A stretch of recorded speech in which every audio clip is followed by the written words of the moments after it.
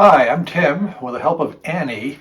In this video, let's talk about a new way to fly with Remote ID. It's just an addition to the FRIA called the RIDE, or Remote ID Exemption. Let's get to it.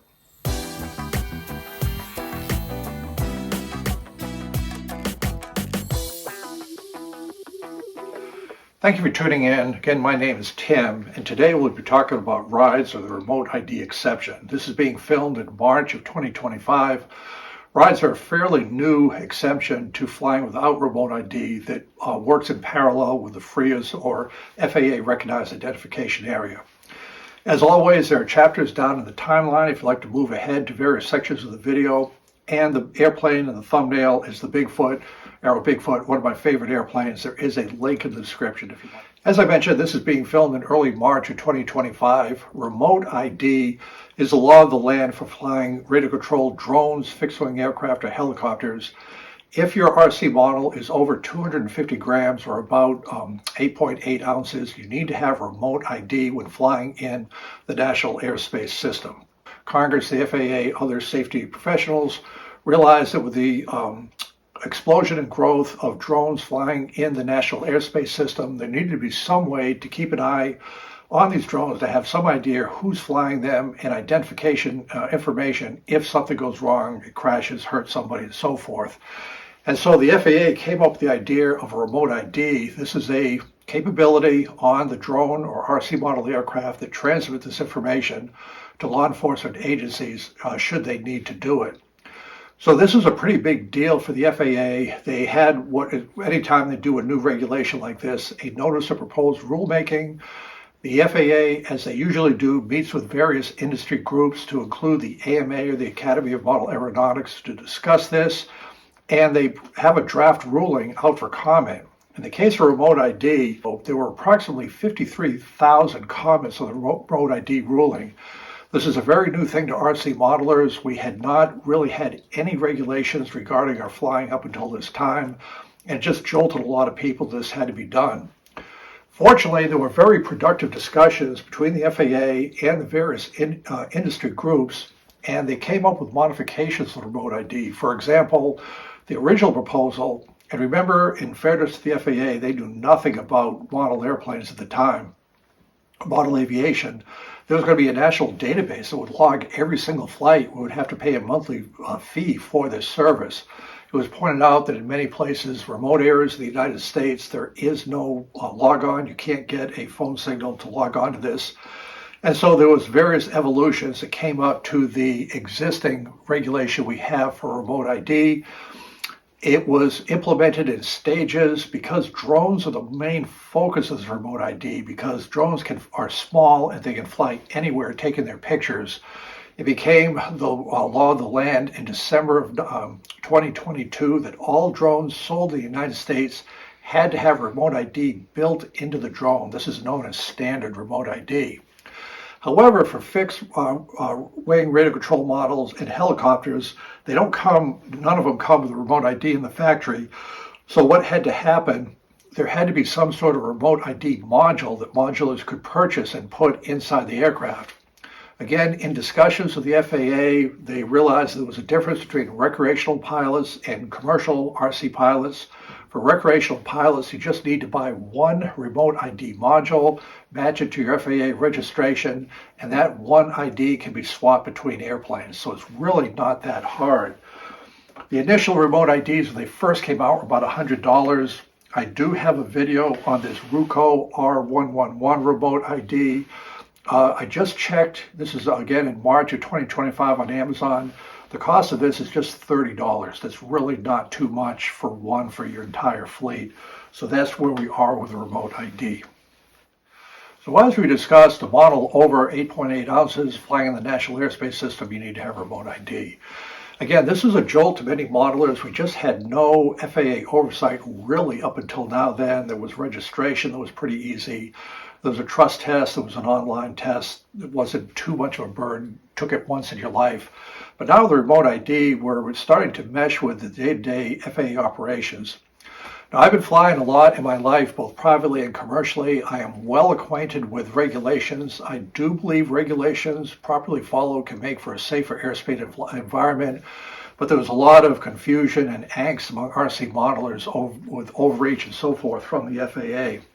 So what had happened in the law that implemented remote ID, the AMA came up with a compromise with industry groups to include the AMA called a FRIA, or an FAA Recognized Identification Area. The FAA, when they're working with various aviation groups, it could be ultralight pilots, parachutists, hot air balloonists, they like to work with some community-based organization that understands what they're doing and can have thoughtful discussions with the FAA on what rules should apply, what shouldn't apply, the best way to achieve the outcome of safety. And so what came out of that with the AMA was this FRIA, the idea that the AMA, Academy of Model Aeronautics, represents modelers. We tend to follow the rules at our flight lines. We can speak for a number of people. We do have a safety code. And we do have organized clubs with club officers and people that show up to fly at the club field. So what came up was the concept of a FRIA, or an FAA Recognized Identification Area.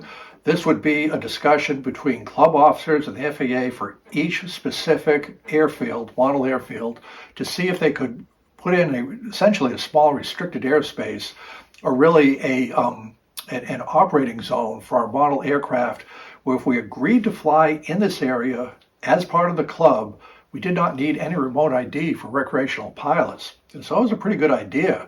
My field, the Hilltop Flyers in Georgia, a wonderful club. We have our FRIA. I show up, I can fly my models all I want at the club without the need for any remote ID whatsoever due to the FRIA.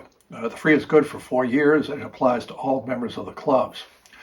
The problem is the FRIA language was written into law through the FAA amendment, and it was fairly rigid. There were just some club sites that could not get a FRIA approved through the FAA.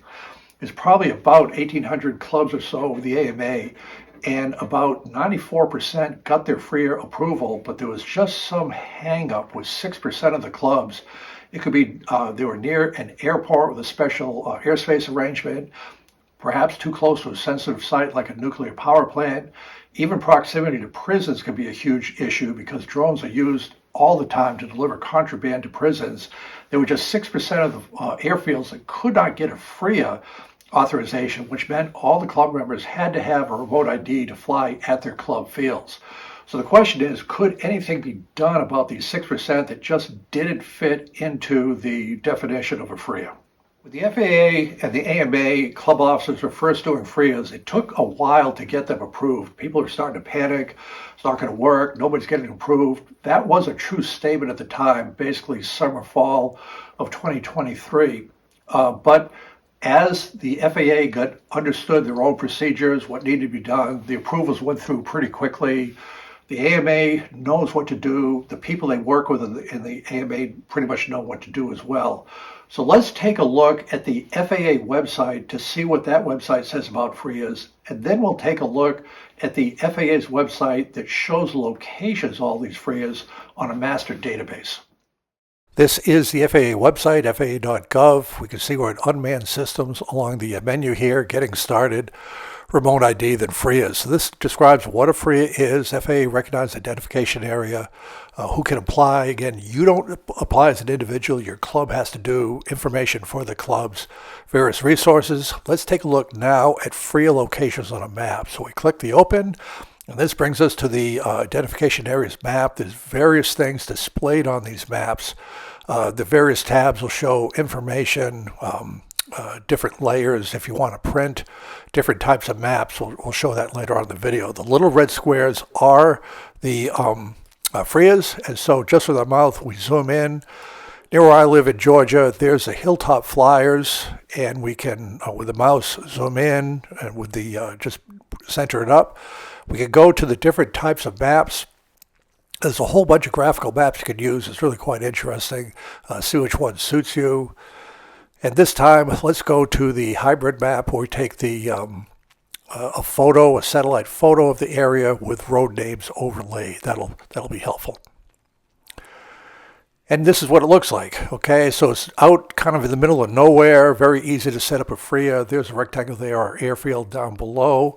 we can click on that square to get information on that FRIA, and we can see the FRIA name, the Academy of Model Aeronautics, identifier information, and dates.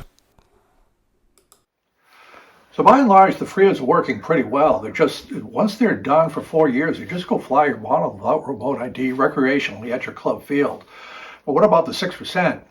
One of the things to understand with FAA regulations, there is always, not always, but most of the time, there's room to get an exception to various regulations if what you want to do makes sense to the FAA.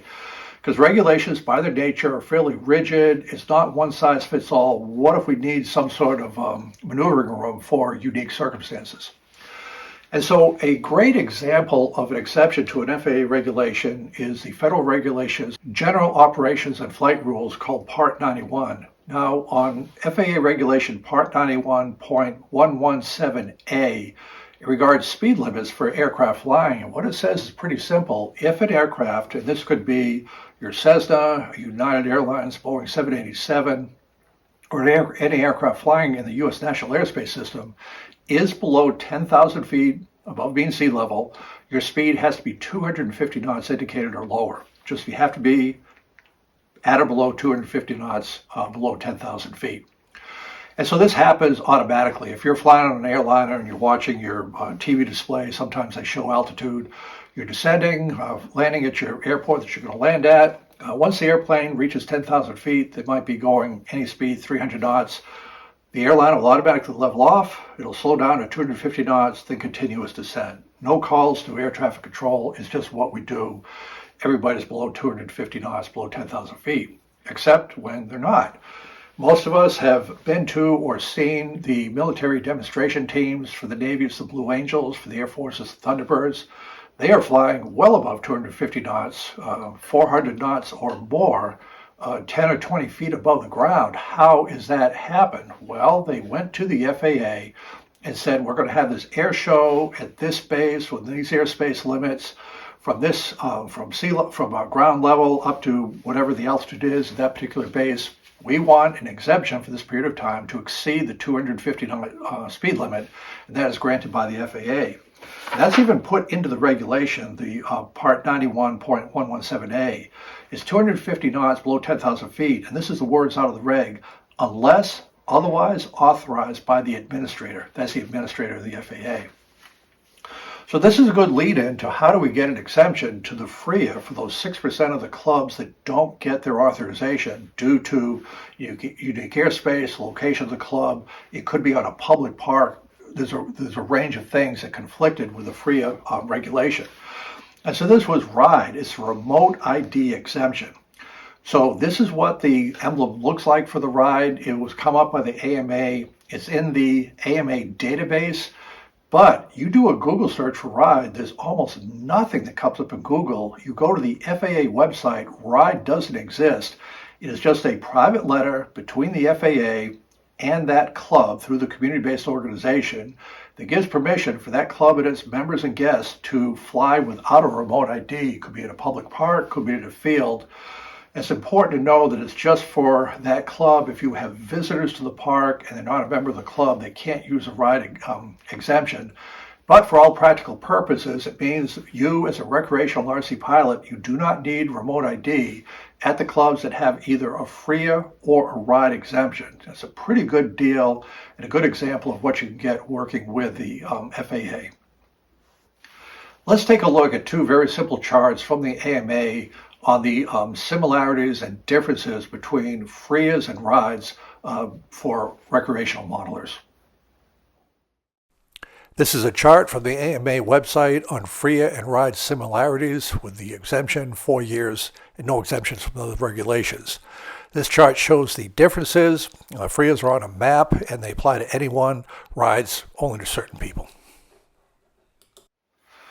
So in summary and conclusion, the RIDEs, the remote ID exception, is a very good deal for recreational pilots. It opens up a range of flying sites, probably close to 100, that were additionally denied their FRIA access. I think the learning point is that when you have a relationship, and I use the term negotiate, or have periodic discussions with government officials, in this case the FAA, it can lead to good outcomes. You're not going to get everything you want, but that's not the way life works. Various groups have understood this. The airline pilots have known for decades that you get what you negotiate, and they periodically, airline pilots in full uniform, will go to Capitol Hill with their lobbyists to discuss things that are important to them. It could be cockpit safety doors, crew rest, airport congestion, anything. They talk to their representatives. In our case, we do talk to representatives through the FAA and the FAA, and beneficial things can come from this. I bring this up because the FAA and regulations are not going away. We remember what happened in late 2024 with those drone sightings over New Jersey. There was panic that there were UFOs and all this stuff, literally U.S. senators going out in the field to try to see what's going on. That's fair enough, gathering facts, I have no problem with that. But the upshot of that was the FAA to respond to that because they couldn't find any documented effort that they were just drones flying around, established 17 temporary flight restrictions just as quickly as a snap of a fingers in the New Jersey area. Now, these TFRs were for generally less than a month, if I recall, but a temporary flight restriction, there's no flying. Drones, fixed-wing model aircraft, nothing, for basically no valid reason because of things happened quickly. So it's to our benefit to understand this. I'm not employed by the AMA. I have no relationship with them whatsoever, but we do benefit in this new age of flying in the national airspace system with a lot of other aircraft flying by having some relationship with these government organizations. Thank you very much for tuning in. Thank you very much, Andy, for joining us, and we'll see you in the next video.